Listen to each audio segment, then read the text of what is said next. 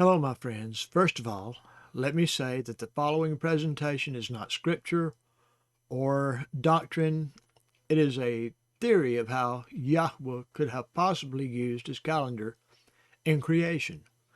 This is just fun and an interesting concept to consider, not a doctrinal discourse, so relax.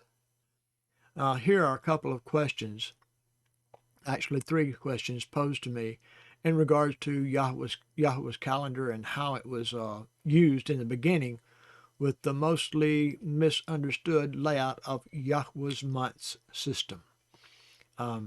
We'll start with these three questions and then we will advance. After these three questions, we'll answer all three in order, and then there are more questions posed in the middle of this. What was the first month Yahweh made at the creation of all things? Question number two would be, and how would you know what the month would be before the sun and moon and stars were created, since the sun, moon, and stars tell us the month that it is? So without the moon, how could you determine when the month would begin? And the moon always determines when the month begins, because the moon becomes full and the following day is the new moon day, if I can get that out. And then the following day after that would be the first work day. And the seventh day after that would be the Shabbat, the first weekly Shabbat. Okay, to begin with, nobody really knows the answers to any of this. The best theory would be just that, a theory. I will relay my thoughts on this to each of you, but I am not proclaiming that I am correct. This is just a possibility, and it's interesting to think about. Let us first establish that Yahweh is omniscient, and he knows what tomorrow will bring even before it gets here. The first month would most likely be the same month he told the Hebrews when they were on Mount Sinai. In Exodus chapter 12, verse 2, this month is the beginning of months for you. It shall be the first month of your year. And of course it was the month of Aviv. And that's spelled A-B-I-B, but pronounced A-V-I-V, Aviv. Knowing that Yahweh is very ordered and never changes would indicate that the first month in creation would also be Aviv. And we know that the creation did not start on the first day of Aviv, because the first day of every month is a new moon day, a day of rest, a monthly Shabbat. And every 7 days following would be the weekly Shabbat. So we can conclude that the creation began on what would be a second day of a month, even though there wasn't a day yet in existence. What would be considered the second day of the month after New Moon Day, and that would be the first day of the week, and that would be the work week. So on day one, the first day of work, Yahweh began creation.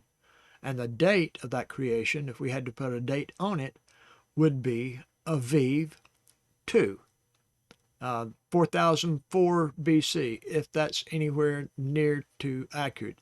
It is, however, widely accepted among many scholars that date is around the correct date.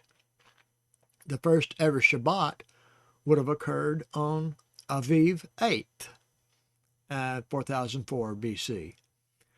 That was the day Yahweh rested from his work, and a day that he blessed. Another question arose. How can there be a day if there is no sun? We know the sun was created on the fourth day. Well, the first thing Yahweh created after the Shamayim and the earth was light. And notice he created light before there was a sun. That means there was light on the earth before the sun was created, and it is possible that Yahweh created light and knew where the position of the sun would be at all times. I know he knew, he knows everything. And that light followed those projected parameters even before the creation of the sun, moon, and stars. Now, when the fourth day came to exist, Yahweh created the sun, moon, and stars, and he placed them in their positions relative to the earth exactly on what would be day 5 of the first month. The first ever view of the moon would have been a waning gibbous, 5 days diminished. In other words, every day the moon light gets a little bit less. So after 5 days, that's what would have been seen on the fourth day when the sun, moon, and stars were created. The moon would have been created and it would have appeared as a waning gibbous, 5 days diminished. So, on day 5, Yahweh created all the sea creatures and the fish and the birds. And on day 6, Yahweh created all the animals, all the insects, and mankind. That's where we came in. And so it says in Genesis chapter 1, verse 27, so Elohim created man in his own image. In the image of Elohim, he created him. Male and female, he created them. So he made man and woman both on the 6th day. It wasn't he made the man on the 6th day and the woman he made a few weeks later. No, it was the same day. He created them on the 6th day. Now, he created man and woman both on the 6th day. And first Adam, and then Hawa was made from the rib of Adam. Adam was privy to this information because when Yahweh presented Hawa to him, he said, this is now flesh of my flesh, bone of my bone. She shall be called woman because she was taken out of man.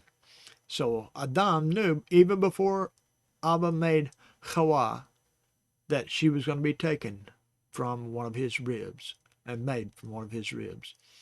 And of course, after the 6th day, the following day would be the 7th day, and Yahweh rested from his work and blessed the 7th day.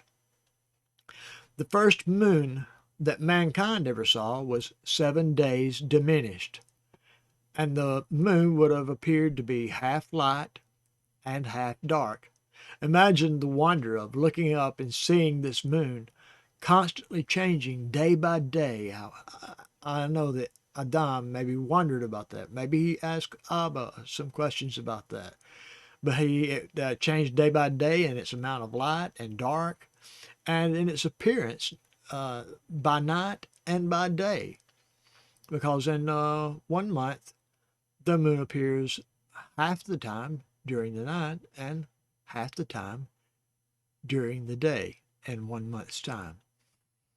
I hope you found this interesting and thought-provoking. It's not anything important that we are required to know or understand. It's just a pleasure to examine and wonder about Yahweh's beautiful creation. Shalom, my friends.